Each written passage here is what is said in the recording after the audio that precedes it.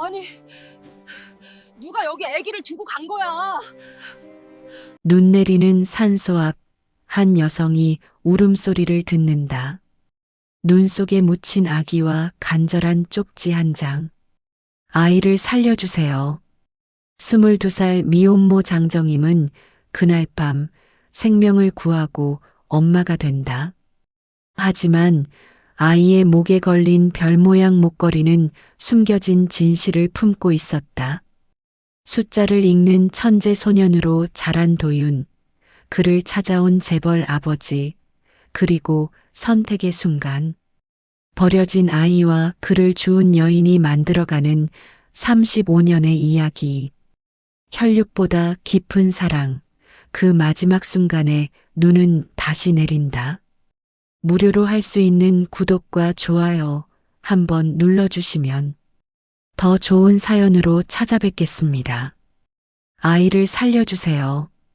제발 이 아이만은. 미안합니다. 쪽지를 쥔 장정임의 손이 떨렸다. 눈발이 거세게 휘몰아치는 산중턱, 어머니의 산소 앞에서 그녀는 믿을 수 없는 광경과 마주했다. 포대기에 쌓인 채 눈 속에 반쯤 묻혀있는 작은 생명. 아기의 입술은 이미 파랗게 질려 있었고 작은 주먹은 꽁꽁 얼어붙어 있었다. 정임은 무릎을 꿇었다. 손이 먼저 움직였다. 떨리는 손으로 포대기를 걷어내자 핏기 없는 얼굴이 드러났다. 숨은 쉬고 있었다. 아주 가늘게 끊어질 듯 이어지는 호흡. 정임은 재빨리 자신의 두꺼운 파카를 벗어 아기를 감쌌다. 눈보라가 얼굴을 때렸지만 그녀는 아랑곳하지 않았다. 아기를 품에 꼭 안고 산을 내려오기 시작했다. 발밑에 눈은 무릎까지 차올랐고 어둠은 사방을 집어삼키고 있었다.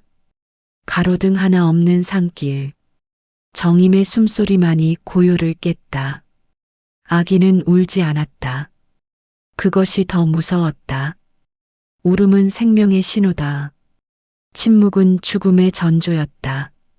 괜찮아, 괜찮을 거야. 정임은 중얼거리며 걸음을 재촉했다. 22살 미혼모라는 낙인을 피해 이 산골 마을로 도망치듯 왔던 그녀였다. 어머니마저 세상을 떠나고 홀로 작은 칼국수집을 운영하며 살아가는 살. 누구도 기대지 못하고 누구에게도 기댈 수 없었던 나날들. 그런 그녀가 지금 누군가의 생명을 품에 안고 있었다. 마을 어귀에 도착했을 때 정임의 옷은 땀과 눈으로 흠뻑 젖어 있었다. 폭설주의보가 내려진 밤이었다. 병원까지는 차로도 30분, 이 날씨에는 갈 수도 없었다. 정임은 집으로 향했다. 칼국수집 2층, 그녀의 작은 보금자리. 문을 열고 들어서자마자 정임은 아기를 이불 위에 조심스럽게 내려놓았다. 전기장판을 켜고 방 안의 온도를 최대로 올렸다. 포대기를 풀었다. 그제야 아기의 모습이 제대로 보였다. 갓난아기, 아마도 생후 몇 주 되지 않은 듯했다. 목에는 작은 별 모양 목걸이가 걸려 있었다. 은빛으로 반짝이는 누가 봐도 값비싼 물건. 그리고 그 옆에 끼워져 있던 쪽지. 정임은 다시 한번 그 글자들을 읽었다.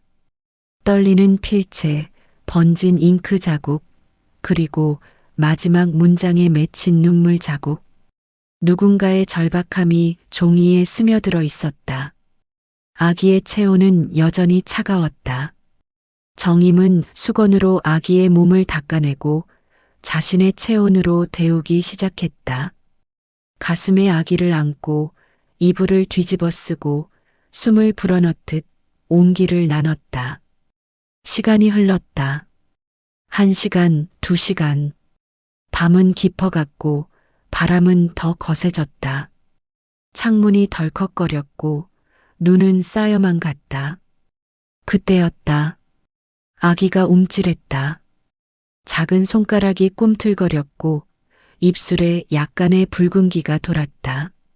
정임은 숨을 죽이고 지켜봤다.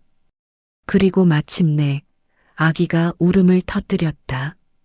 작고 가느다란 하지만 분명한 울음소리. 정임의 눈에서 눈물이 흘러내렸다. 살아났다. 이 작은 생명이 살아남았다. 정임은 부엌으로 달려갔다. 분유는 없었다. 우유도 없었다. 그녀는 쌀을 꺼내 물에 불리고 믹서기로 곱게 갈아 미음을 끓이기 시작했다. 평생 아기를 키워본 적 없는 그녀였지만 손은 본능적으로 움직였다. 미음이 끓는 동안 정임은 아기를 다시 안았다. 울음은 점점 강해졌다. 배고픔의 신호, 살고자 하는 의지. 미음을 식혀 숟가락으로 조금씩 입에 넣어줬다. 아기는 처음엔 거부했지만 곧 본능적으로 삼키기 시작했다. 한 숟가락, 두 숟가락. 정임은 인내심을 가지고 먹였다. 아기의 울음이 잦아들었고 작은 눈이 스르르 감겼다. 정임은 아기를 품에 안은 채 벽에 기댔다. 창밖으로는 여전히 눈이 내리고 있었다. 세상은 하얗게 덮여가고 있었다. 너는 누구니? 정임은 작게 속삭였다. 대답은 없었다. 아기는 고요히 잠들어 있었다. 정임은 목에 걸린 별 모양 목걸이를 바라봤다. 누군가 이 아이를 사랑했다는 증거. 하지만 동시에 누군가 이 아이를 버렸다는 증거이기도 했다. 정임의 가슴이 아려왔다. 자신도 한때는 버려진 존재였다. 세상으로부터, 사람들로부터. 그래서일까? 이 작은 생명 앞에서 그녀는 외면할 수 없었다. 밤은 깊어만 갔다. 정임은 잠들지 않았다. 아기의 호흡을 확인하고 체온을 재고 이불을 고쳐 덮어주기를 반복했다. 눈보라는 새벽까지 계속됐다. 세상과 단절된 듯한 밤. 하지만 이 작은 방 안에는 두 개의 생명이 함께 숨쉬고 있었다. 버려진 자와 버려진 자. 외로운 자와 외로운 자. 그들은 그렇게 첫 밤을 함께 견뎌냈다. 동이 트기 시작했다. 눈은 그쳤고 세상은 새하얗게 변해 있었다. 정임은 창문을 열었다. 차가운 공기가 밀려 들어왔지만 그녀의 가슴은 묘하게 따뜻했다. 아기는 여전히 잠들어 있었다. 평온한 얼굴. 정임은 그 얼굴을 한참 들여다봤다. 그리고 결심했다. 이 아이를 적어도 오늘만큼은 지키겠다고. 아침 햇살이 방 안을 비추기 시작했지만 정임의 머릿속은 여전히 어둠으로 가득했다. 아기는 깨어나 다시 울기 시작했고 정임은 서둘러 남은 미음을 데워 먹였다.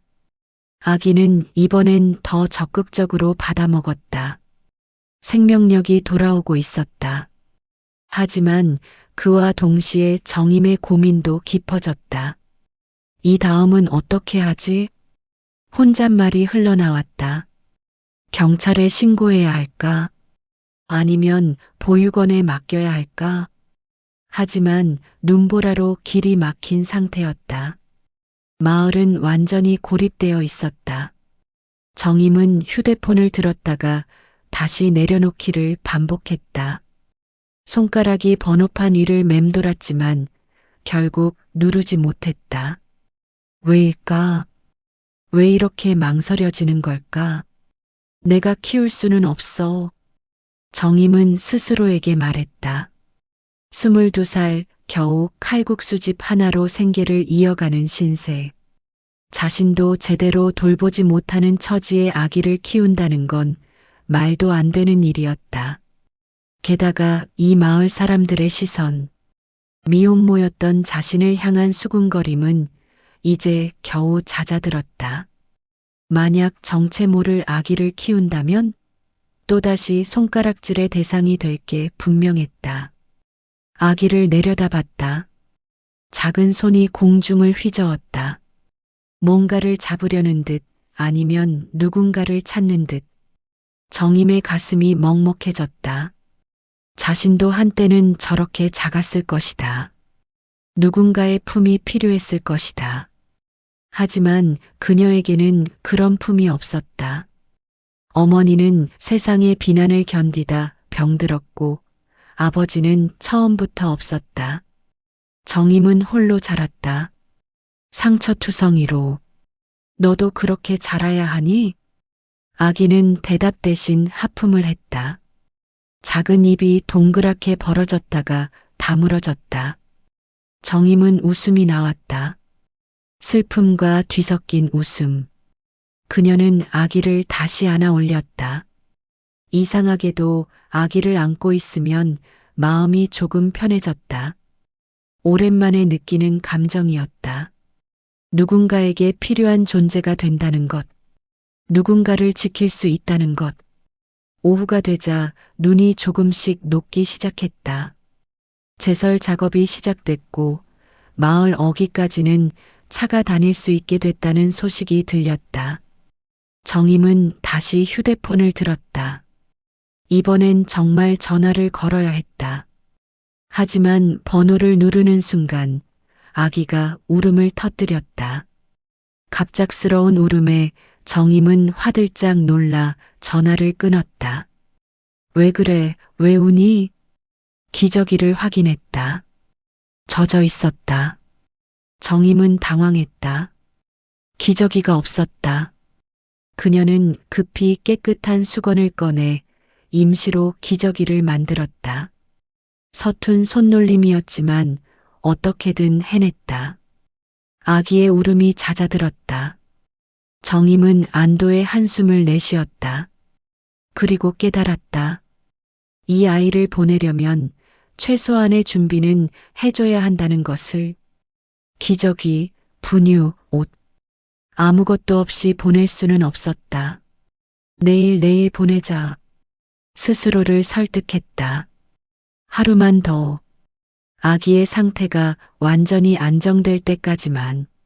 정임은 그렇게 또 하루를 미뤘다. 저녁이 되자 정임은 칼국수집 문을 열었다. 손님은 없었다. 폭설 다음 날 사람들은 아직 집안에 머물러 있었다. 정임은 주방에서 육수를 끓이면서도 귀를 2층에 두고 있었다. 아기가 우는 소리가 들리면 즉시 올라갈 준비를 하고 있었다. 밤이 되었다. 정임은 아기에게 다시 미음을 먹이고 몸을 닦아주고 재웠다. 두 번째 밤, 첫날보다는 수월했다. 아기도 정임에게 익숙해진 듯했다. 울음의 강도가 약해졌고 정임의 품에서 더 편안하게 잠들었다. 정임도 조금씩 요령이 생겼다. 아기를 안는 법, 먹이는 법, 재우는 법. 침대에 누워 천장을 바라봤다. 옆에는 아기가 고요히 숨쉬고 있었다. 정임은 손을 뻗어 아기의 작은 손을 감쌌다. 따뜻했다. 어제의 차가움은 온데간데 없었다. 살아있었다. 살아남았다. 정임의 눈가에 눈물이 맺혔다. 내가 너를 지킬 수 있을까? 대답은 여전히 없었다. 하지만 아기는 정임의 손을 꼭 쥐었다. 반사작용일 뿐이었지만 정임에게는 대답처럼 느껴졌다. 그날 밤 정임은 꿈을 꿨다. 어머니가 나타나 말했다. 정임아, 내가 할 수 있는 걸 하렴. 꿈속에서 정임은 울었다. 깨어났을 때도 눈가가 젖어 있었다. 사흘째 되는 날 정임은 더 이상 전화를 들지 않았다. 대신 마을 보건소에 가서 분유와 기저귀를 샀다. 보건소 간호사가 물었다. 아기 낳으셨어요? 정임은 애매하게 웃으며 대답을 피했다. 간호사는 더 묻지 않았다. 정임은 짐을 안고 집으로 돌아왔다. 아기는 깨어나 있었다. 정임을 보자 방긋 웃는 것 같았다. 착각일 수도 있었지만 정임은 그렇게 믿고 싶었다. 그날 저녁 처음으로 제대로 된 분유를 먹였다. 아기는 허겁지겁 빨아먹었다. 정임은 그 모습을 물끄러미 바라봤다. 살고자 하는 의지, 그 작은 몸에서 뿜어져 나오는 생명력. 정임은 깨달았다. 자신이 망설이는 이유를, 두려워하는 이유를, 이 아이를 보내고 싶지 않았던 것이다. 처음부터 이 밤만은, 정임은 중얼거렸다. 이 밤만은 내가 지킨다. 그 말은 거짓말이었다. 정임은 이미 알고 있었다. 이 밤만이 아니라는 것을, 내일도 모레도 그 이후로도 자신이 이 아이를 놓을 수 없다는 것을. 일주일이 흘렀다. 정임은 더 이상 전화를 걸지 않았다. 신고도 하지 않았다. 아기는 그녀의 삶 속에 자연스럽게 자리 잡았다. 아침이면 아기의 울음소리에 눈을 떴고, 낮에는 아기를 업고 칼국수집을 운영했으며, 밤에는 아기를 재우며 하루를 마무리했다. 그것이 정임의 새로운 일상이 되었다. 마을 사람들의 시선이 느껴지기 시작했다. 칼국수집에 오는 단골 손님들이 아기를 보고 수군거렸다. 저 아이가 누구 아이래요? 정임이가 애를 낳았나? 아니, 어디서 데려온 거래요? 정임은 애매하게 웃으며 대답을 피했다. 설명할 수 없었다. 아니, 설명하고 싶지 않았다. 어느 날 오후 마을 이장이 찾아왔다. 칠순을 넘긴 노인이었지만 눈빛만은 날카로웠다. 이장은 주방에 서 있는 정임에게 다가와 물었다. 정임이, 그 아이는 누구 아이요? 정임은 손을 멈추지 않고 대답했다. 제 아이입니다. 이장은 미간을 찌푸렸다. 거짓말 마라. 내가 임신한 적도 없잖아. 정임은 조용히 말했다. 이제는 제 아이입니다. 이장은 한참을 정임을 바라보다가 한숨을 쉬었다. 세상이 뭐라고 할지 알아? 정임은 고개를 끄덕였다. 압니다. 그래도 키울 거요? 네. 이장은 더 이상 말하지 않았다. 돌아서며 중얼거렸다. 고집이 참하지만 그 목소리엔 비난보다는 안타까움이 섞여 있었다. 정임은 아기에게 정식으로 이름을 지어주기로 했다. 며칠간 고민했다. 어떤 이름이 좋을까? 어떤 삶을 살기를 바라는 마음을 담을까? 정임은 한자 사전을 뒤적였다. 그리고 찾아냈다. 도아윤, 길이 되어온 아이, 그리고 진실되게 자라기를 바라는 마음. 서도윤, 성은 자신의 성을 따라 장도윤으로 하려다가 목걸이를 보며 마음을 바꿨다. 이 아이에게는 분명 다른 성이 있을 것이다. 언젠가 찾아올지 모를 진짜 가족을 위해 정임은 임시로 서라는 성을 붙였다. 서도윤, 도윤아. 정임은 아기를 안고 그 이름을 불렀다. 아기는 눈을 크게 뜨고 정임을 바라봤다. 마치 자신의 이름을 알아듣는 것처럼. 정임은 웃었다. 진심으로 오랜만에. 칼국수집 운영은 예상보다 힘들었다. 아기를 업고 주방 일을 하는 건 쉽지 않았다. 하지만 정임은 포기하지 않았다. 아기띠로 도윤을 등에 묶고 한 손으로 반죽을 치대고 육수를 끓였다. 손님들은 처음엔 이상하게 쳐다봤지만 점차 익숙해졌다. 어떤 이들은 응원을 보내기도 했다. 정임이 참 대단하네. 아이도 키우면서 가게도 하고. 하지만 모두가 호의적인 건 아니었다. 어느 날 중년 여성 손님이 불쑥 말했다. 아이 아버지는 어디 있어요? 정임은 잠시 말문이 막혔다. 여성은 계속 말을 이었다. 요즘 세상에 혼자 애 키우는 게 어디 쉬운 줄 아세요? 아이한테도 미안한 일이지. 정임은 참았다. 화를 내봤자 달라질 건 없었다. 그저 묵묵히 칼국수를 내놓고 인사를 건넸다. 맛있게 드세요. 밤이 되면 정임은 지쳐 쓰러질 것 같았다. 하지만 도윤을 보면 힘이 났다. 아기는 점점 건강해졌다. 처음 발견했을 때의 창백함은 온데간데 없고 뺨에는 발그레한 홍조가 돌았다. 몸무게도 늘었다. 정임은 매일 아침 도윤의 몸무게를 쟀다. 100g이라도 늘면 기뻤고 그대로면 걱정했다. 아기의 성장이 곧 정임의 기쁨이 되었다.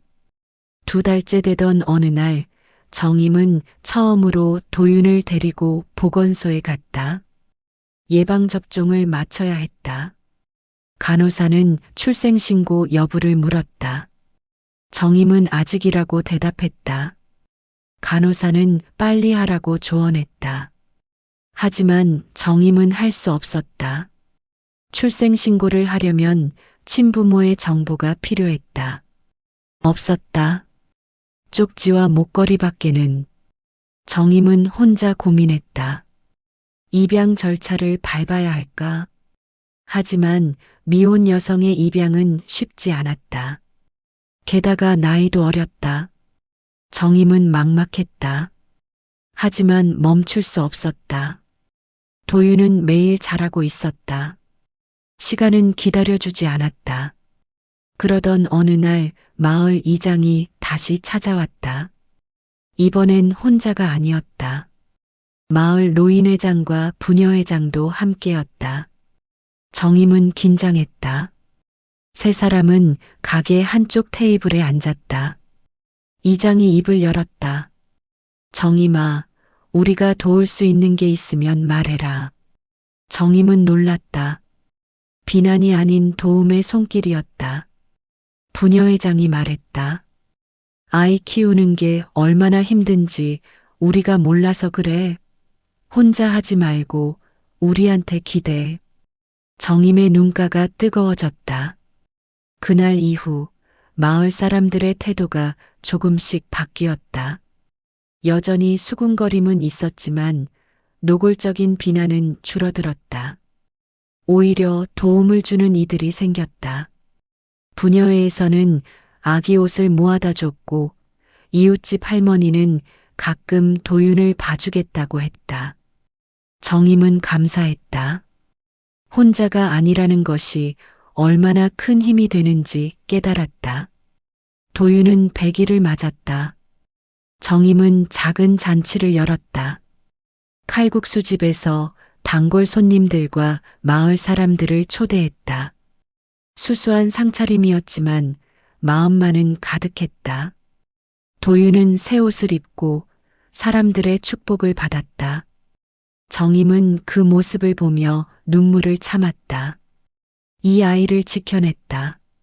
100일을, 그리고 앞으로도 지켜낼 것이다. 밤 모든 손님이 돌아가고 정임은 도윤을 안고 창밖을 바라봤다. 눈이 내리고 있었다. 100일 전 도윤을 처음 발견했던 그날처럼. 하지만 이제는 달랐다. 도윤은 더 이상 혼자가 아니었다. 정임도 더 이상 혼자가 아니었다. 우리 잘할 수 있을 거야. 정임은 도윤에게 속삭였다. 도윤은 잠든 얼굴로 대답 대신 작은 미소를 지었다. 착각일 수도 있었다. 하지만 정임은 믿었다. 이 아이가 행복할 거라고. 자신이 행복하게 해줄 거라고. 3년이 흘렀다. 도윤은 이제 뛰어다니는 아이가 되었다.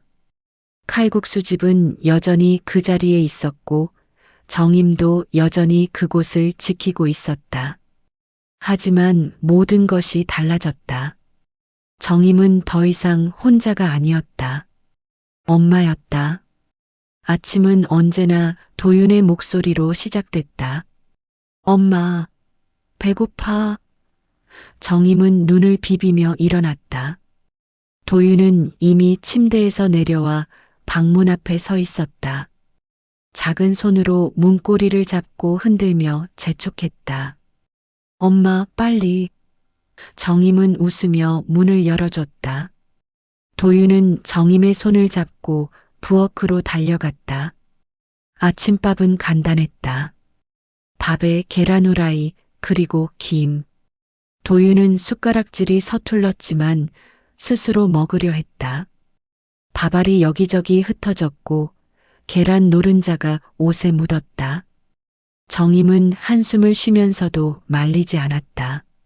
스스로 배우는 게 중요하다는 걸 알았다. 엄마, 오늘 가게 와? 도윤이 물었다. 정임은 고개를 끄덕였다. 도윤은 어린이집에 다니지 않았다. 정임이 보낼 형편이 안 됐다. 대신 도윤은 칼국수집에서 자랐다. 주방 한쪽에 마련된 작은 공간이 도윤의 놀이터였다. 장난감은 많지 않았지만 도윤은 심심해하지 않았다. 손님들이 도윤의 친구였고 칼국수집이 도윤의 세상이었다. 오전 정임은 도윤을 데리고 가게로 내려갔다. 준비 작업이 시작됐다. 육수를 끓이고 반죽을 치대고 재료를 손질했다. 도윤은 한쪽에 앉아 그림을 그렸다. 종이와 크레파스만 있으면 도윤은 몇 시간이고 집중했다.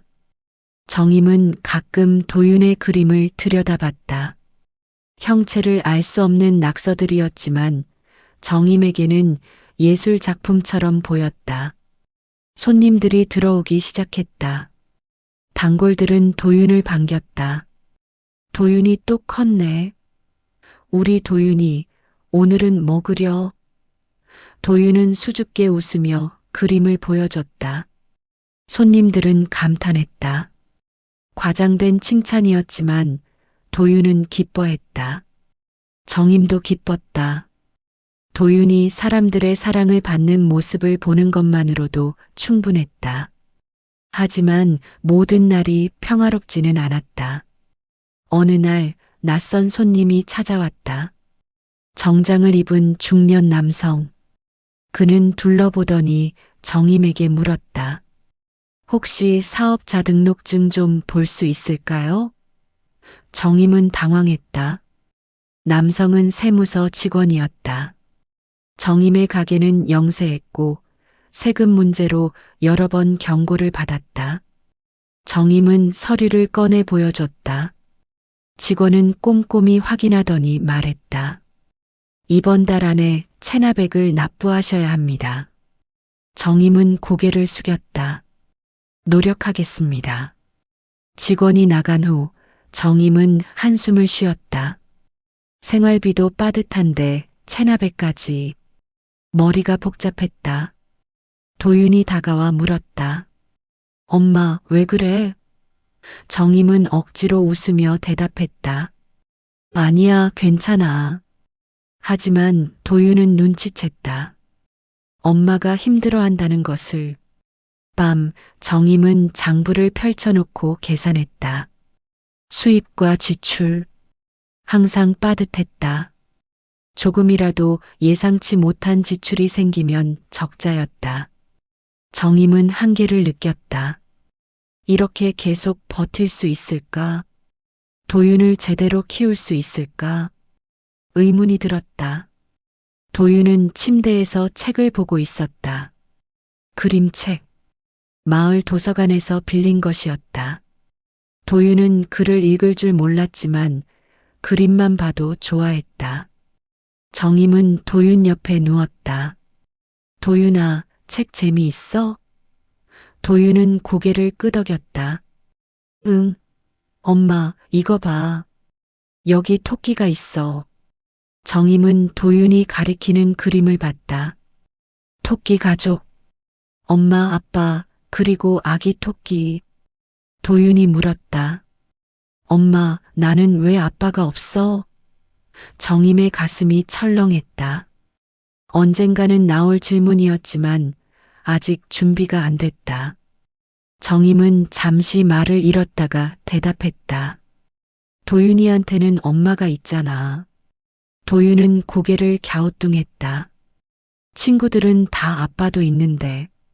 정임은 도윤을 안아줬다. 도윤아, 가족은 여러 모양이야.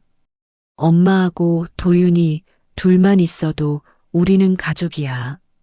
도윤은 잠시 생각하더니 말했다. 그럼 엄마랑 나는 특별한 가족이네. 정임은 웃었다. 눈물이 날 것 같았지만 참았다. 그래, 우리는 특별해. 도윤은 만족한 듯 다시 책을 봤다. 정임은 도윤의 머리를 쓰다듬었다. 이 아이는 강했다. 자신보다 훨씬 강했다. 나흘 후 정임은 도윤을 데리고 마을 보건소에 갔다. 정기 검진 날이었다. 의사는 도윤을 진찰하고 말했다. 건강하게 잘 자라고 있네요. 특이사항 없습니다. 정임은 안도했다. 그런데 의사가 덧붙였다. 그런데 도윤이 숫자에 관심이 많은 것 같은데 혹시 눈치채셨어요? 정임은 고개를 갸우뚱했다. 무슨 말씀이세요? 의사는 설명했다. 진찰하는 동안 도윤이가 제 청진기에 적힌 숫자를 계속 봤어요. 그리고 시계 숫자도 따라 말하더라고요. 3살 아이치고는 숫자, 인지가 빠른 편입니다. 정임은 놀랐다. 집에서는 특별히 숫자를 가르친 적이 없었다. 하지만 생각해보니 도윤은 가게 메뉴판의 가격을 유심히 보곤 했다.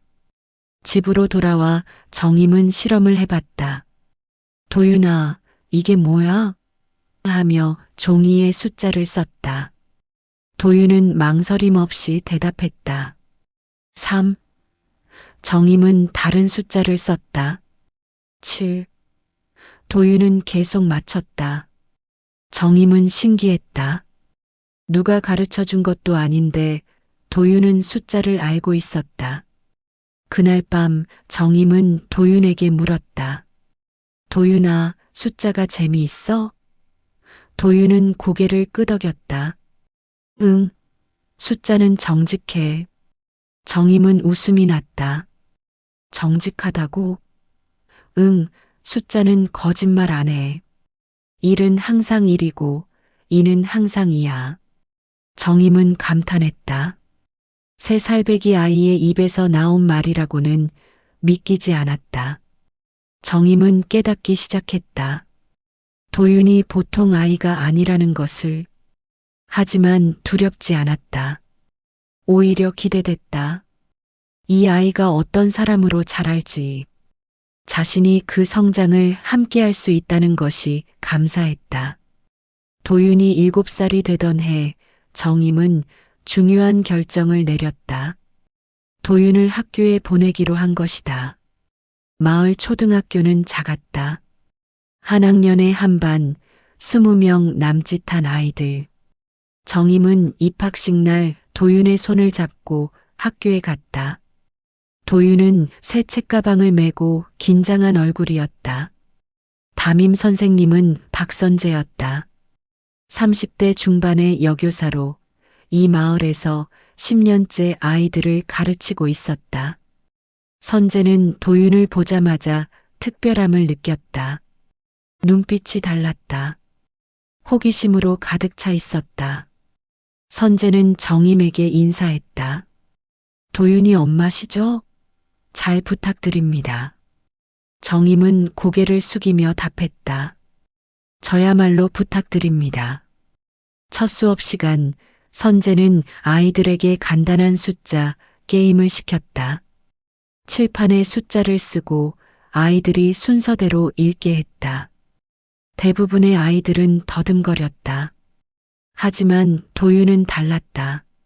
망설임 없이 정확하게 읽었다. 선재는 조금 더 어려운 숫자를 썼다. 2자리, 3자리. 도윤은 여전히 막힘없이 읽었다. 쉬는 시간, 선재는 도윤을 따로 불렀다. 도윤아, 숫자를 좋아하니?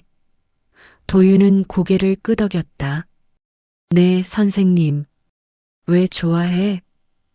도윤은 잠시 생각하더니 대답했다. 숫자는 질서가 있어요. 하나씩 늘어가고 규칙이 있어요. 그게 좋아요. 선재는 놀랐다. 7살 아이의 대답이라고 믿기 어려웠다. 선재는 실험 삼아 간단한 덧셈 문제를 냈다. 3 더하기 5는? 도윤은 즉답했다. 8이요. 10 빼기 4는? 6이요. 선재는 점점 어려운 문제를 냈다. 2자릿수 덧셈, 뺄셈. 도윤은 대부분 맞췄다. 선재는 확신했다. 이 아이는 재능이 있다. 방과 후 선재는 정임을 따로 만났다. 칼국수 집으로 찾아가 말했다. 도윤이 어머니, 도윤이에게 특별한 재능이 있습니다. 정임은 반신반의했다. 재능이요? 선재는 설명했다. 숫자에 대한 이해력이 뛰어납니다. 보통 아이들보다 최소 3년은 앞서 있어요. 제대로 교육을 받으면 더 발전할 수 있습니다. 정임은 고민스러웠다. 특별한 교육? 여기 산골 마을에서 무엇을 할 수 있을까? 선재는 정임의 마음을 읽었다는 듯 말했다. 제가 도와드리겠습니다. 방과 후에 도윤이를 따로 지도하겠습니다. 비용은 받지 않을 거예요. 정임은 눈시울이 붉어졌다. 선생님, 선재는 웃었다. 아이의 재능을 묻어두는 건 아깝잖아요. 그날부터 도윤의 특별 수업이 시작됐다. 선재는 방과 후마다 도윤과 함께 남아 수학을 가르쳤다. 처음엔 초등 수준이었지만 도윤은 빠르게 흡수했다. 한 달 만에 2학년 과정을 마쳤고 3개월 만에 3학년 과정까지 나갔다. 선재는 감탄했다. 가르치는 족족 이해했다. 설명을 한 번만 들어도 원리를 파악했다. 어느 날 선재는 도윤에게 물었다. 도윤아, 숫자를 볼 때 어떤 느낌이 들어? 도윤은 잠시 생각하더니 대답했다. 그냥 보여요. 뭐가 보이는데? 숫자들이 움직여요. 더해지고 빼지고 곱해지고 마치 춤추는 것처럼요. 선재는 소름이 돋았다. 이 아이는 숫자를 시각적으로 인지하고 있었다. 정임은 도윤의 변화를 느꼈다. 아이는 더 자신감 있어졌고 질문도 많아졌다. 엄마, 왜 1 더하기 1은 2야? 엄마, 10은 왜 10이라고 불러? 정임은 대답할 수 없었다. 하지만 도윤은 혼자서도 답을 찾아갔다. 책을 읽고 생각하고 또 질문했다. 1년이 지났다. 도윤은 이제 5학년 수학까지 풀고 있었다. 선재는 더 이상 가르칠 게 없다고 판단했다. 도윤에게는 더 높은 수준의 교육이 필요했다. 선재는 정임에게 제안했다. 도윤이를 도시학교로 보내시는 게 어떨까요? 정임은 망설였다. 그럴 형편이 안 됩니다. 선재는 알고 있었다. 하지만 포기할 수 없었다. 선재는 방법을 찾기 시작했다. 장학제도, 교육 지원 프로그램. 하나씩 알아봤다. 그리고 발견했다. 재능 있는 학생을 위한 특별 장학금. 선재는 도윤을 지원시켰다. 서류를 작성하고 추천서를 쓰고 도윤의 성취를 증명했다. 몇 달 후 결과가 나왔다. 합격이었다. 정임은 기뻤지만 동시에 두려웠다. 도윤이 떠난다는 것, 자신 곁을 떠나 더 큰 세상으로 나간다는 것. 하지만 막을 수 없었다. 아니, 막아서는 안 됐다. 정임은 도윤에게 물었다. 도윤아, 도시학교에 가고 싶니? 도윤은 고개를 끄덕였다. 응, 엄마. 더 많이 배우고 싶어. 정임은 웃으며 답했다. 그래, 가자. 엄마가 함께 갈게. 하지만 속으로는 울고 있었다. 아이가 자라고 있었다. 자신의 품을 벗어나 세상으로 나아가고 있었다. 그것이 자랑스러우면서도 슬펐다. 엄마가 된다는 것. 그것은 끊임없이 놓아주는 것이었다. 하지만 정임은 결심했다. 끝까지 함께하겠다고. 도윤이 어디로 가든 무엇을 하든 자신은 늘 뒤에서 지켜보겠다고. 도윤이 15살이 되던 해 정임의 칼국수 집에 위기가 찾아왔다. 마을 입구에 대형 프랜차이즈 칼국수 체인점이 들어선 것이다. 깔끔한 인테리어, 저렴한 가격, 그리고 빠른 서비스. 마을 사람들이 하나둘 그곳으로 발길을 돌리기 시작했다. 정임은 가게 안에 홀로 앉아 텅 빈 테이블들을 바라봤다. 점심시간인데도 손님은 단 2명. 예전 같으면 자리가 모자라 밖에서 기다리던 시간이었다. 정임은 한숨을 쉬었다. 장부를 펼쳐봤다. 지난달 수입은 전년 대비 40% 감소. 이번 달은 더 심각했다. 60% 가까이 줄었다. 임대료와 재료비를 내고 나면 남는 게 없었다. 저녁, 도윤이 학교에서 돌아왔다. 중학교를 졸업하고 도시의 과학고등학교에 진학했지만 주말이면 집으로 돌아와 정임을 도왔다. 도윤은 가게 문을 열고 들어서며 물었다.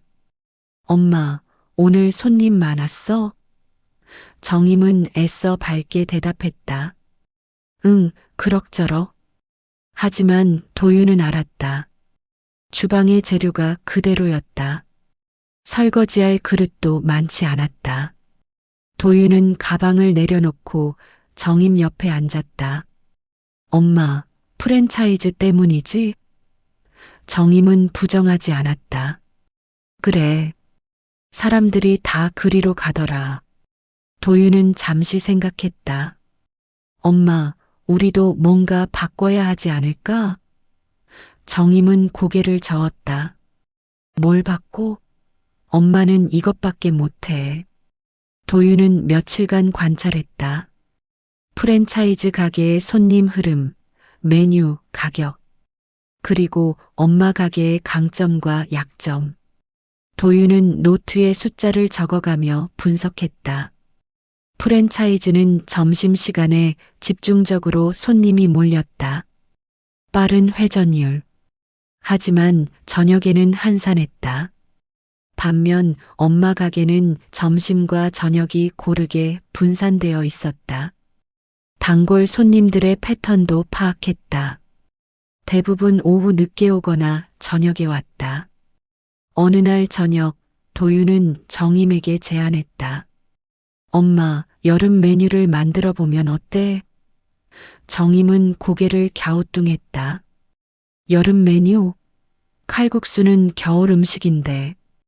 도윤은 설명했다. 사람들은 따뜻한 걸 먹고 나와서 다시 시원한 걸 찾아요. 프랜차이즈는 따뜻한 칼국수만 팔잖아요. 우리가 냉칼국수를 만들면 차별화될 거예요.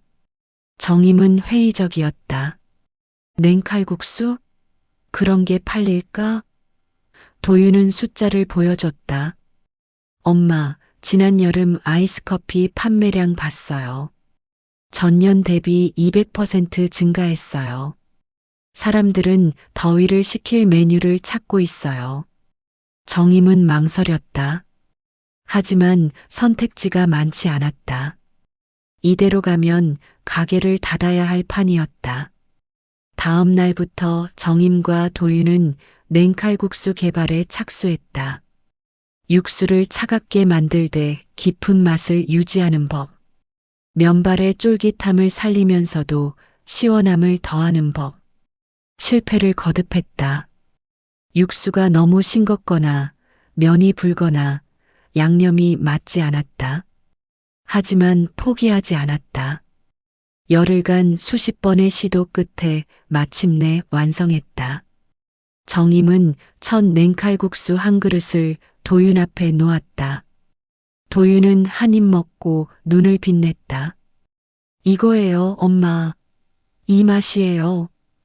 정임도 맛을 봤다. 시원하면서도 깊었다. 육수의 감칠맛이 살아있었고 면발은 쫄깃했다. 정임은 처음으로 자신감이 생겼다. 정말 괜찮은 것 같다. 도윤은 웃었다. 괜찮은 정도가 아니에요. 최고예요. 다음 주 월요일 정임은 가게 앞에 새 메뉴판을 걸었다. 여름 한정 냉칼국수 출시. 처음 이틀은 반응이 없었다. 손님들은 의아해하며 지나쳤다. 칼국수를 차갑게? 하지만 셋째 날 용기 있는 손님 한 명이 주문했다. 단골 할아버지였다. 한번 먹어볼까? 정임은 떨리는 손으로 냉칼국수를 내놓았다. 할아버지는 한술 떠서 입에 넣었다. 정임과 도윤은 숨을 죽이고 지켜봤다. 할아버지의 표정이 밝아졌다. 오, 이거 괜찮은데? 한 그릇을 순식간에 비운 할아버지는 말했다. 이거 진짜 맛있어. 다른 사람들한테도 추천해야겠네. 소문은 빠르게 퍼졌다. 다음 날부터 손님이 늘기 시작했다.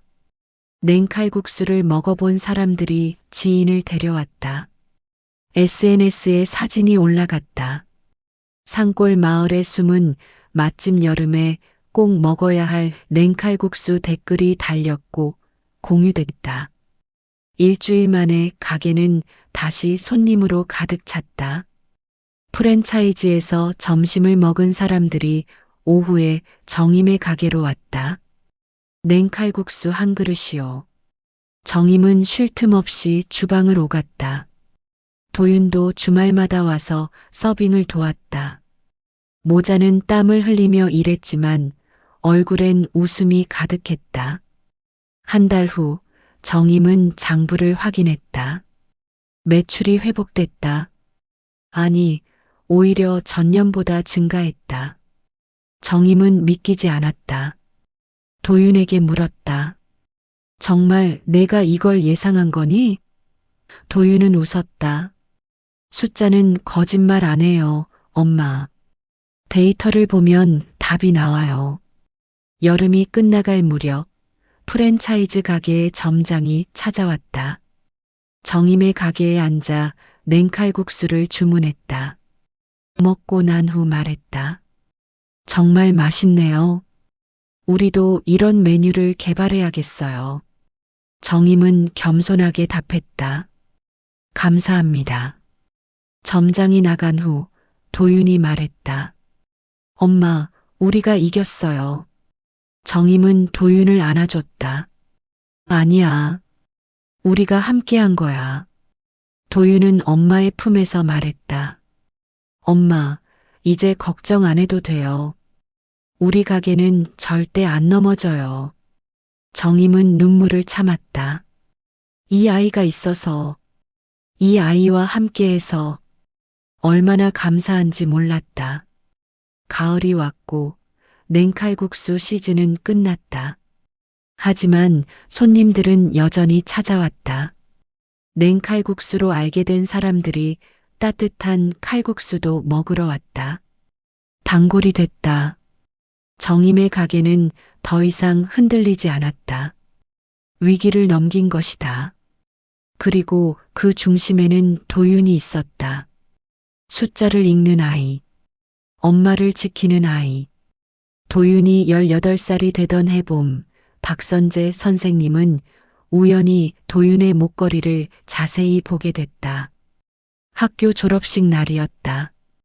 도윤은 과학고등학교를 수석으로 졸업하고 서울대학교 수학과에 전액 장학금으로 진학이 확정된 상태였다.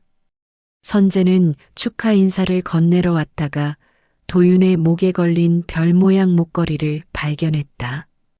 도윤아, 그 목걸이 예쁘다. 오래된 거니? 도윤은 무의식적으로 목걸이를 만지며 대답했다. 네, 선생님. 제가 태어났을 때부터 있었대요. 선재는 가까이 다가가 목걸이를 자세히 봤다. 은으로 만들어진 별 모양. 하지만 단순한 은이 아니었다. 세공이 정교했고 뒷면에는 작은 각인이 있었다. 선재는 눈을 가늘게 떴다. 어디서 본 것 같은 디자인이었다. 집으로 돌아온 선재는 오래된 잡지들을 뒤적였다.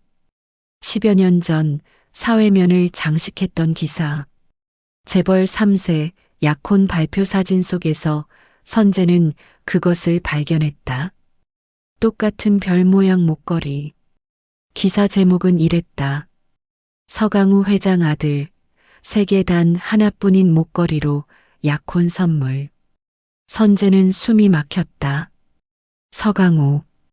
대한민국 굴지의 전자기업 회장. 그의 아들이 약혼녀에게 선물한 목걸이. 유명 디자이너가 단 하나만 제작한 특별 주문품. 그 목걸이가 왜 도윤의 목에 걸려 있는 것일까? 선재는 더 조사했다. 당시 약혼녀는 유명 피아니스트였다. 이름은 한지수. 하지만 약혼 발표 3개월 후 혼인 신고 없이 관계가 끝났다는 기사가 나왔다. 그 이후 한지수는 대중 앞에서 완전히 사라졌다. 선재는 퍼즐 조각들을 맞춰갔다. 도윤이 발견된 시기. 15년 전 겨울. 약혼 파기 직후. 선재는 고민했다. 이 사실을 정임에게 말해야 할까? 아니면 도윤에게 직접? 하지만 함부로 말할 수 없었다. 확실한 증거가 없었다. 목걸이만으로는 부족했다. 더 신중해야 했다. 며칠 후 선재는 정임의 칼국수 집을 찾았다. 정임은 반갑게 맞아줬다. 선생님, 오랜만이에요. 뭐 드실래요? 선재는 칼국수를 주문하고 조심스럽게 운을 뗐다. 정임 씨, 도윤이 목걸이 이야기 들어보셨어요? 정임은 고개를 끄덕였다. 네, 도윤이 발견했을 때부터 있던 거예요. 선재는 휴대폰을 꺼내 기사 사진을 보여줬다. 혹시 이 목걸이랑 똑같지 않나요? 정임은 사진을 보고 얼굴이 굳었다. 이게 어떻게 선재는 설명했다.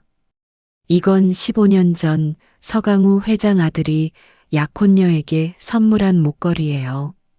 세상에 단 하나밖에 없는 거죠. 정임은 잠시 말을 잃었다. 손이 떨렸다. 선재는 조심스럽게 물었다. 혹시 도윤이 생모가 누군지 알아요? 정임은 고개를 저었다. 몰라요. 쪽지만 있었어요. 아이를 살려달라는 선재는 한숨을 쉬었다. 그 쪽지 아직 가지고 계세요? 정임은 2층으로 올라가 오래된 상자를 꺼냈다. 그 안에는 도윤을 처음 발견했을 때의 포대기와 쪽지가 고스란히 보관되어 있었다. 선재는 쪽지를 펼쳐봤다. 떨리는 필체. 아이를 살려주세요. 제발 이 아이만은. 미안합니다. 뒷면에는 희미하게 이니셜이 적혀 있었다.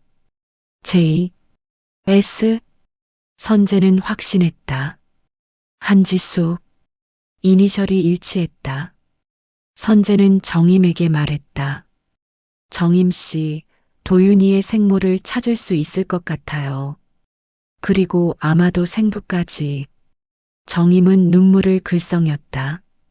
찾으면 도윤이를 데려갈까요? 선재는 정임의 손을 잡았다. 모르겠어요. 하지만 도윤이는 알 권리가 있어요. 자기가 누구인지. 정임은 고개를 숙였다. 알고 있었다. 언젠가는 이 순간이 올 거라고. 하지만 막상 닥치니 두려웠다. 15년을 키운 아이. 자신의 전부인 아이.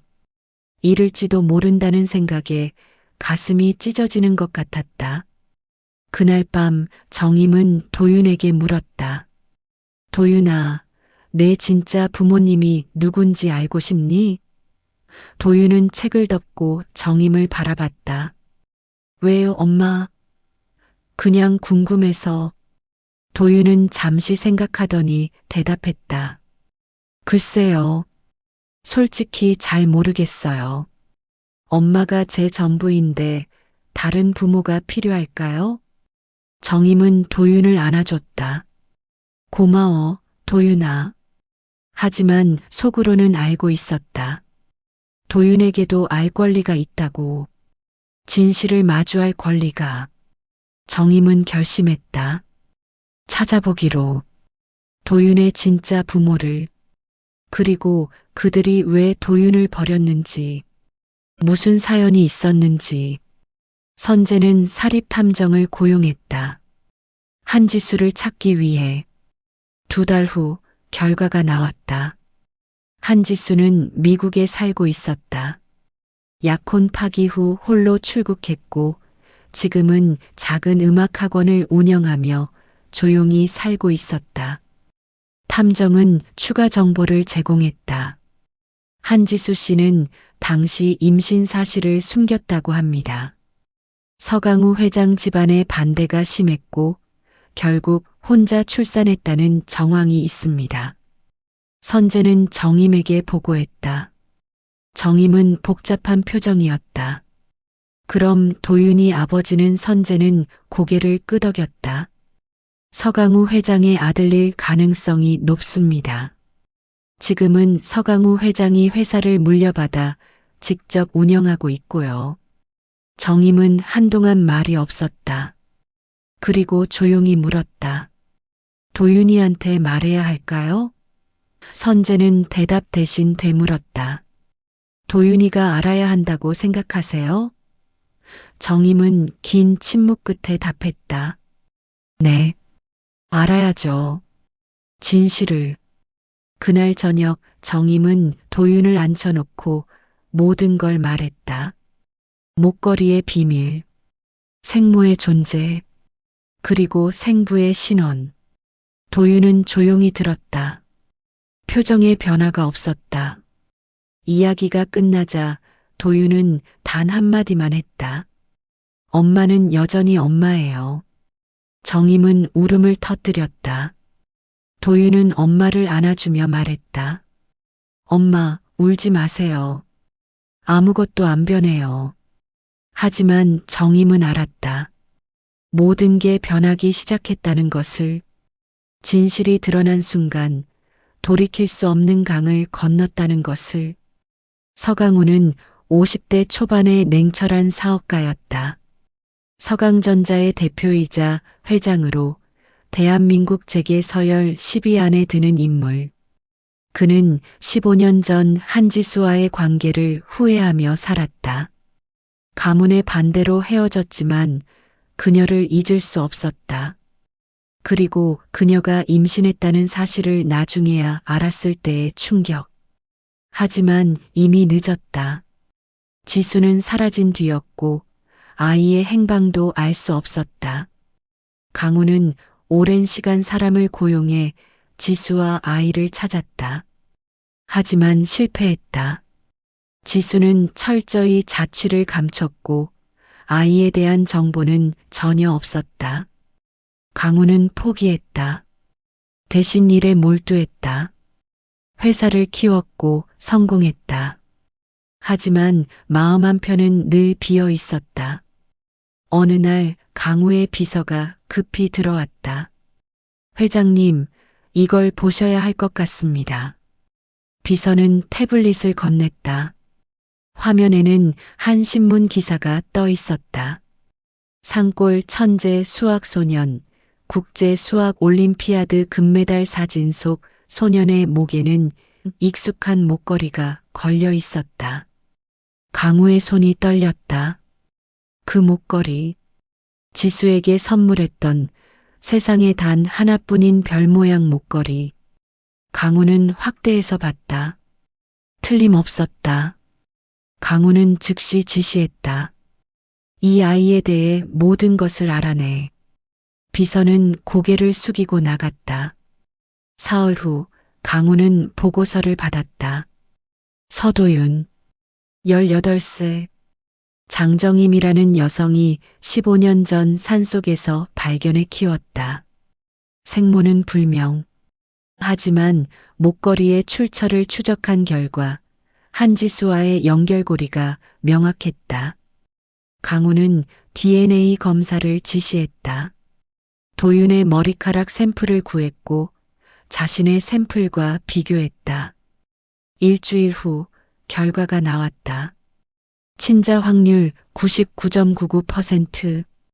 강우는 서류를 내려놓고 의자에 깊이 기댔다. 아들이었다. 자신의 아들. 15년간 찾던 아이. 강우의 눈가가 붉어졌다. 평생 감정을 드러내지 않았던 그였지만 이 순간만큼은 참을 수 없었다. 강우는 즉시 마을로 향했다. 운전기사에게 주소를 알려주고 검은색 세단을 타고 산골로 들어갔다. 몇 시간을 달려 도착한 곳은 작은 칼국수집, 낡은 간판, 좁은 가게. 강우는 차에서 내려가게 문을 열었다. 정임은 주방에서 고개를 들었다. 정장을 입은 낯선 남자. 정임은 본능적으로 알았다. 이 사람이 누구인지. 강우도 정임을 보았다.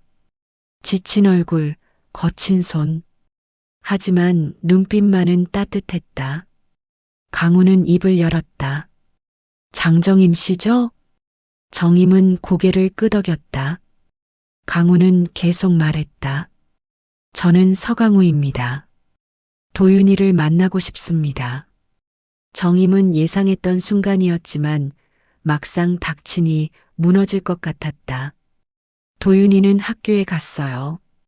강우는 기다리겠다고 했다. 정임은 그를 가게 안으로 안내했다. 두 사람은 마주 앉았다. 강우가 먼저 물었다. 어떻게 도윤이를 찾았습니까? 정임은 15년 전 그날 밤의 이야기를 했다. 눈 속에서 발견한 아기, 쪽지, 목걸이, 그리고 그 이후의 살.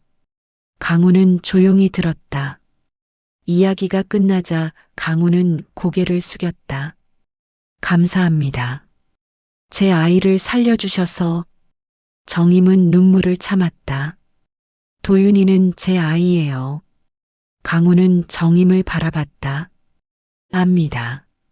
하지만 생물학적으로는 제 아들입니다. 정임은 떨리는 목소리로 물었다. 데려가실 건가요? 강우는 대답하지 않았다. 대신 물었다. 도윤이는 행복합니까? 정임은 고개를 끄덕였다. 네. 누구보다 행복하게 자랐어요. 강우는 한숨을 쉬었다. 저는 도윤이에게 더 나은 환경을 제공할 수 있습니다. 교육, 기회, 미래. 정임은 알고 있었다. 자신이 줄 수 없는 것들. 하지만 반박했다. 도윤이에게 필요한 건 돈이 아니에요. 사랑이에요. 강우는 쓴웃음을 지었다.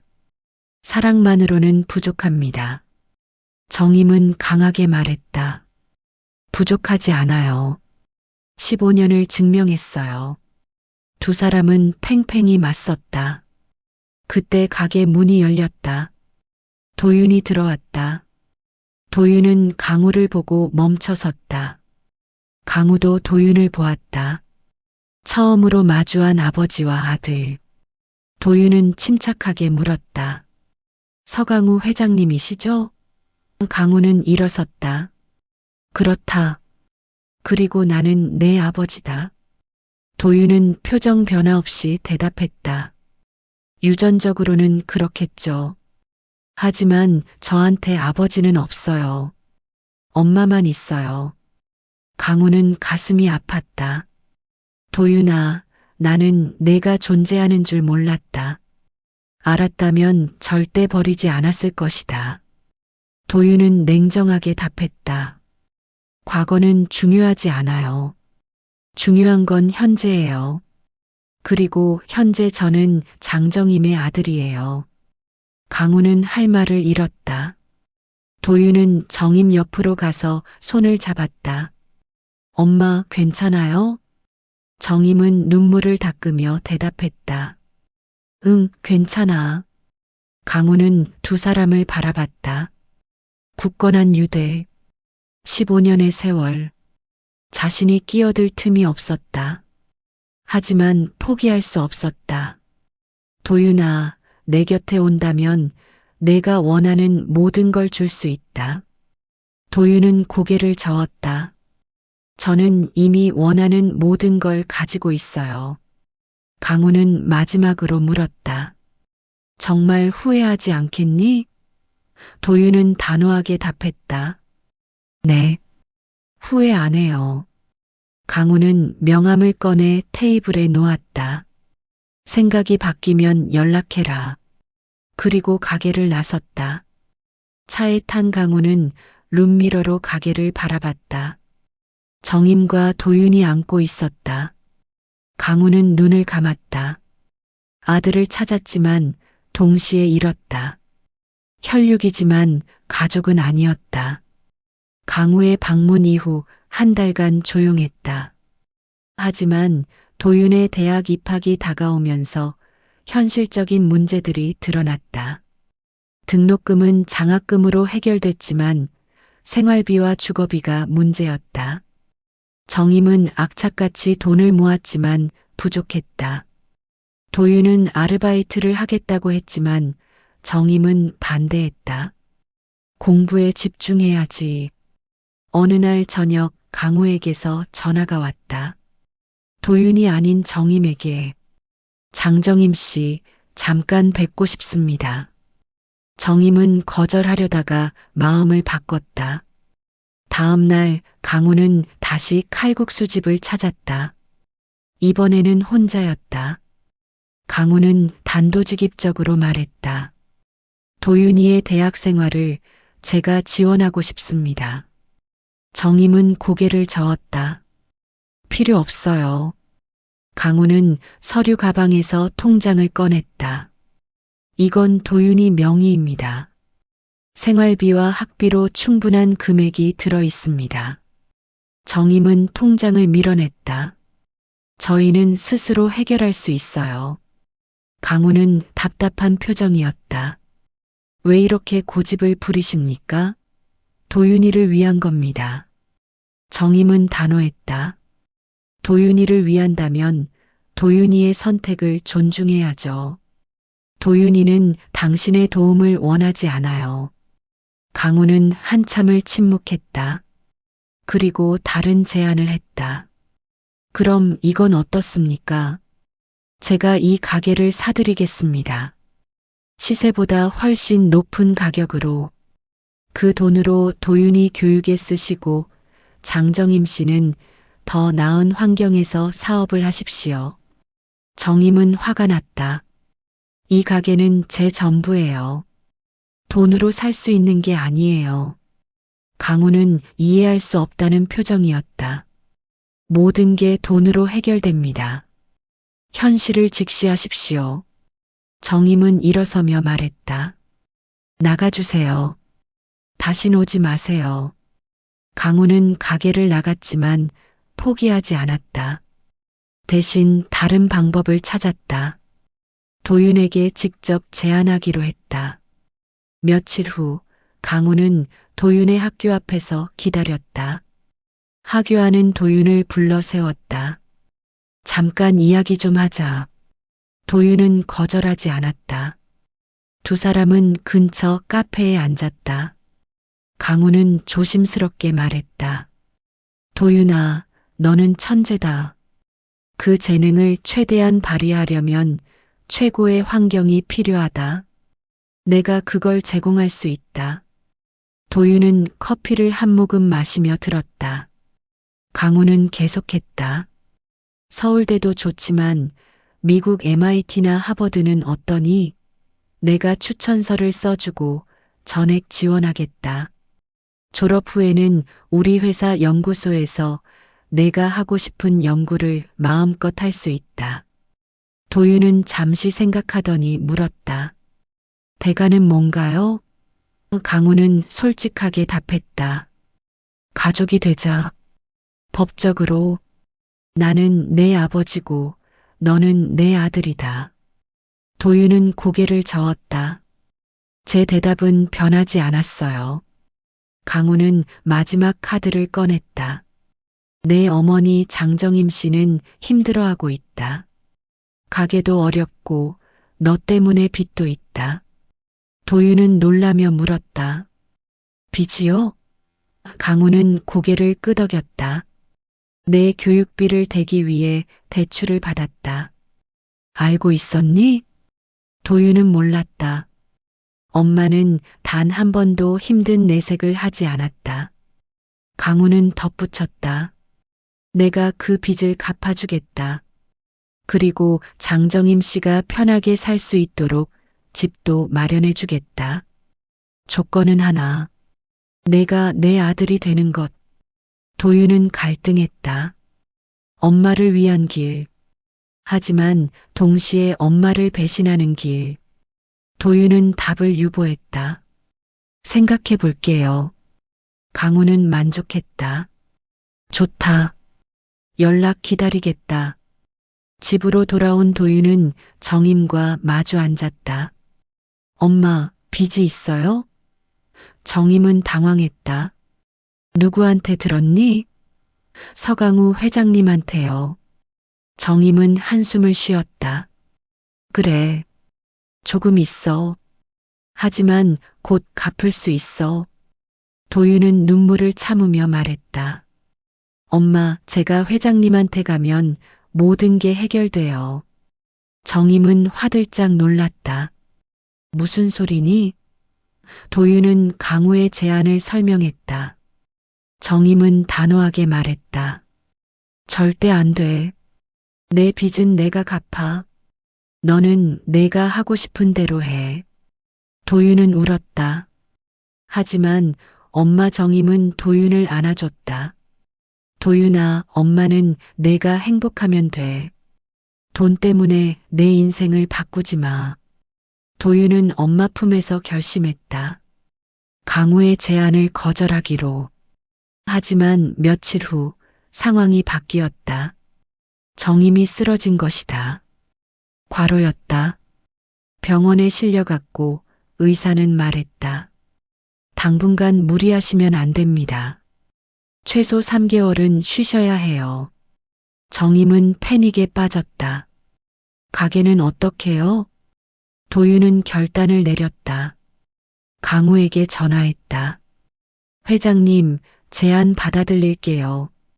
강우는 놀라며 물었다. 조건은? 도윤은 답했다. 엄마를 평생 돌봐주세요. 그리고 제가 가끔 엄마를 만날 수 있게 해주세요. 강우는 동의했다. 약속한다. 도윤은 병실로 돌아가 정임에게 말했다. 엄마, 저 서울로 갈게요. 정임은 눈물을 흘렸다. 도윤아, 도윤은 웃으며 말했다. 엄마는 나 안 버리죠? 정임은 도윤을 꼭 안아줬다. 엄마는 늘 여기 있어. 도윤도 엄마를 안으며 속삭였다. 저도 늘 엄마 아들이에요. 이별의 순간이었지만 두 사람은 알고 있었다. 이건 끝이 아니라는 것을, 새로운 시작이라는 것을. 20년이 흘렀다. 서도윤은 38살이 되었다. MIT에서 수학 박사 학위를 받았고 세계적인 수학자로 이름을 알렸다. 수많은 논문을 발표했고 국제학술상도 여러 차례 받았다.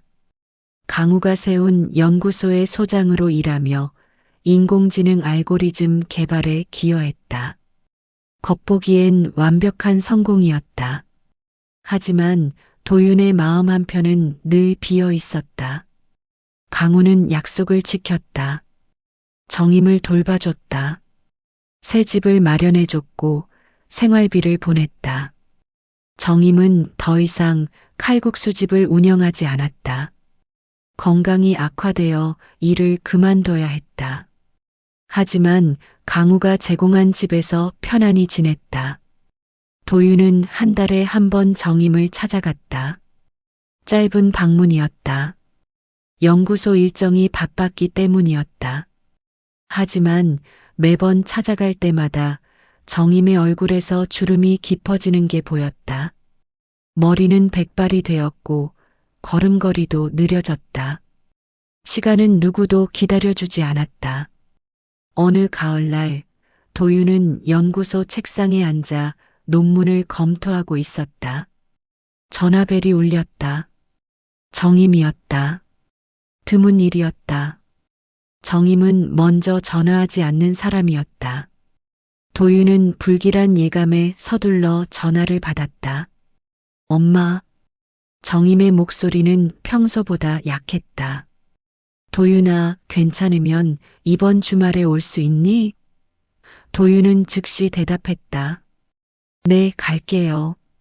무슨 일 있어요? 정임은 잠시 침묵했다. 아니야. 그냥 내 얼굴이 보고 싶어서. 도윤은 가슴이 철렁했다. 뭔가 잘못되었다는 직감이 들었다. 엄마, 어디 아프세요? 정임은 웃으며 답했다. 아니야, 괜찮아. 그냥 와. 엄마가 칼국수 끓여줄게. 통화가 끝난 후 도윤은 한동안 전화기를 들고 있었다. 그리고 결심했다. 이번 주말이 아니라 지금 당장 가기로. 도윤은 연구소장실에 들러 강우를 만났다. 강우는 여전히 현역이었다. 70이 넘었지만 정정했다. 도윤은 말했다. 회장님, 며칠 쉬어야 할 것 같습니다. 강우는 고개를 끄덕였다. 장정임 씨 때문인가? 도윤은 놀랐다. 어떻게 아셨어요? 강우는 서류에서 눈을 떼지 않은 채 답했다. 오늘 아침 병원에서 연락이 왔다. 장정임 씨가 정밀 검사를 받았는데 췌장암 말기라고 한다. 도윤은 숨이 막혔다. 뭐라고요? 강우는 처음으로 도윤을 바라봤다. 시간이 많지 않다. 가봐라. 도윤은 허겁지겁 차를 몰고 마을로 향했다. 몇 시간을 쉬지 않고 달렸다. 마음은 초조했고 손은 떨렸다. 20년 전 떠났던 그 마을. 변한 것도 있었고 그대로인 것도 있었다. 도윤은 정임의 집 앞에 차를 세웠다. 작지만 아늑한 단층집. 강우가 마련해준 집이었다. 문을 두드리자 정임이 나왔다. 여전히 미소 짓고 있었지만 얼굴은 야위어 있었다. 도윤은 정임을 안아줬다. 엄마 정임은 도윤의 등을 토닥이며 말했다. 괜찮아, 도윤아. 엄마 괜찮아. 집 안으로 들어가니 작은 식탁 위에 칼국수 재료가 준비되어 있었다. 정임은 부엌으로 가서 육수를 끓이기 시작했다. 도윤은 말렸다. 엄마, 제가 할게요. 하지만 정임은 고개를 저었다. 아니야. 엄마가 해줄게. 마지막으로. 도윤은 그 말에 눈물이 났다. 정임은 천천히 가지만 정성스럽게 칼국수를 끓였다. 20년 전처럼. 아니, 35년 전 도윤을 처음 발견했던 그날 밤처럼. 정임의 손놀림은 여전히 능숙했다. 칼국수가 완성되자 정임은 그릇에 담아 도윤 앞에 놓았다. 먹어봐. 도윤은 한술 떠서 입에 넣었다. 익숙한 맛. 어릴 적 매일 먹던 그 맛. 도윤은 울면서 먹었다. 정임은 맞은편에 앉아 도윤을 바라봤다. 맛있니? 도윤은 고개를 끄덕였다. 네, 엄마. 세상에서 제일 맛있어요. 정임은 만족스럽게 웃었다. 그래, 다행이다. 도윤은 숟가락을 내려놓고 정임의 손을 잡았다. 엄마, 병원 가요. 치료받아야죠. 정임은 고개를 저었다. 도윤아, 엄마는 이제 충분해. 치료받아봤자 몇 달 더 사는 거야. 그보다는 편하게 있고 싶어. 도윤은 항의했다. 엄마, 그래도 정임은 도윤의 말을 막았다. 도윤아, 엄마 소원 들어줄래? 도윤은 고개를 끄덕였다. 뭐든지요. 정임은 조용히 말했다. 엄마 옆에 있어줘. 마지막까지. 도윤은 더 이상 말하지 못했다. 그저 고개만 끄덕였다. 정임은 미소 지었다. 고마워, 도윤아. 그날부터 도윤은 정임 곁을 떠나지 않았다. 연구소는 휴직했다. 강우는 아무 말 없이 승인했다. 2달이 흘렀다. 정임의 상태는 점점 악화됐다. 침대에서 일어나지 못하게 됐고 식사도 제대로 하지 못했다. 도윤은 밤낮 없이 간호했다. 몸을 닦아주고 약을 먹이고 책을 읽어줬다. 정임이 좋아하던 시집. 정임은 가끔 눈을 뜨고 도윤을 바라봤다. 도윤아, 내가 자랑스러워. 도윤은 정임의 손을 잡았다. 엄마가 있어서 제가 여기까지 왔어요. 정임은 미소 지었다. 엄마는 운이 좋았어. 너를 만나서. 도윤은 고개를 저었다. 제가 운이 좋았죠. 엄마를 만나서. 어느 겨울날 새벽 눈이 내리기 시작했다. 정임은 창밖을 보며 말했다. 눈이 오네. 도윤은 고개를 끄덕였다. 네, 엄마. 우리 처음 만난 날처럼. 정임은 회상했다. 그때 너무 작았어. 손바닥만 했지. 도윤은 웃었다. 엄마가 살려주셨어요. 정임은 고개를 저었다. 아니야. 내가 엄마를 살렸어. 엄마는 너 만나기 전엔 그냥 살았어. 너를 만나고 나서 진짜로 살게 됐지. 도윤은 눈물을 흘렸다. 정임은 도윤의 뺨을 쓰다듬었다. 울지 마. 엄마는 행복했어. 정임의 호흡이 점점 약해졌다. 도윤은 손을 꼭 잡았다. 엄마 사랑해요. 정임은 마지막 힘을 다해 웃었다. 엄마도 사랑해, 도윤아. 그리고 조용히 눈을 감았다. 도윤은 정임을 안고 울었다. 눈은 계속 내렸다. 세상은 하얗게 변해갔다. 장례식에는 많은 사람이 왔다.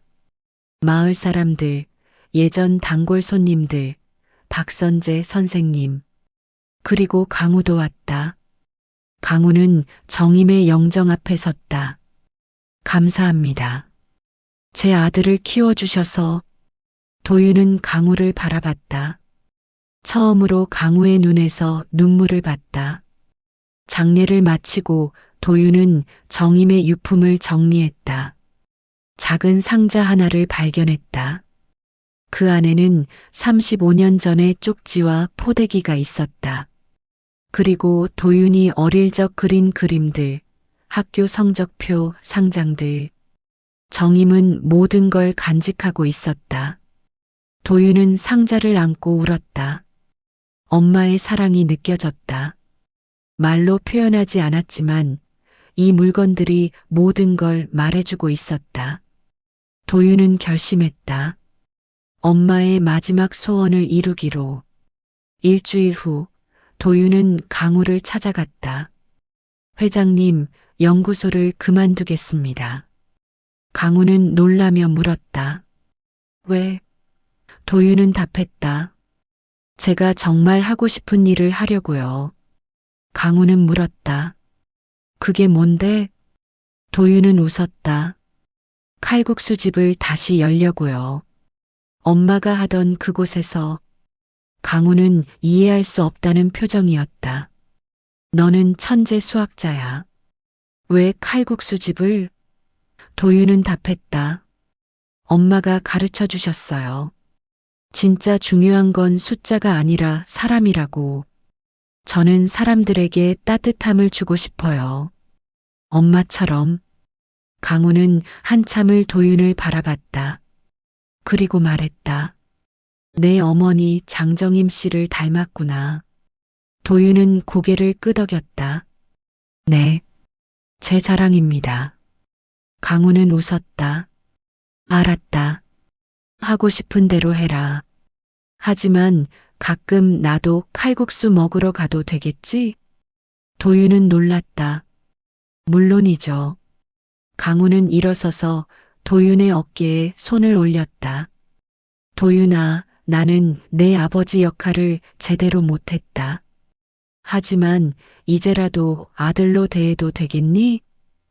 도윤은 잠시 망설였다. 그리고 답했다. 천천히요. 서두르지 말고. 강우는 고개를 끄덕였다. 그래, 천천히. 두 사람은 악수했다. 혈연으로 맺어진 두 사람이 마침내 조금씩 가까워지고 있었다. 석 달 후 도윤은 정임의 옛 칼국수집 자리에 새 가게를 열었다. 간판은 그대로였다. 정임인의 칼국수. 도윤은 이름을 바꾸지 않았다. 이건 엄마의 가게였고 앞으로도 그럴 것이었다. 개업 첫날 마을 사람들이 찾아왔다. 모두 반가워했다. 도윤이가 돌아왔네. 정임이가 좋아하겠다. 도윤은 직접 칼국수를 끓였다. 엄마에게 배운 대로. 손님들은 한 입 먹고 감탄했다. 정임이 맛이야. 똑같아. 저녁 마지막 손님이 나간 후 도윤은 가게 문을 닫았다. 혼자 앉아 창밖을 바라봤다. 눈이 내리고 있었다. 35년 전 그날처럼. 도윤은 목에 걸린 별 모양 목걸이를 만졌다. 그리고 중얼거렸다. 엄마, 이번엔 제가 모시러 왔어요. 바람이 창문을 두드렸다. 마치 대답처럼. 도윤은 미소 지었다.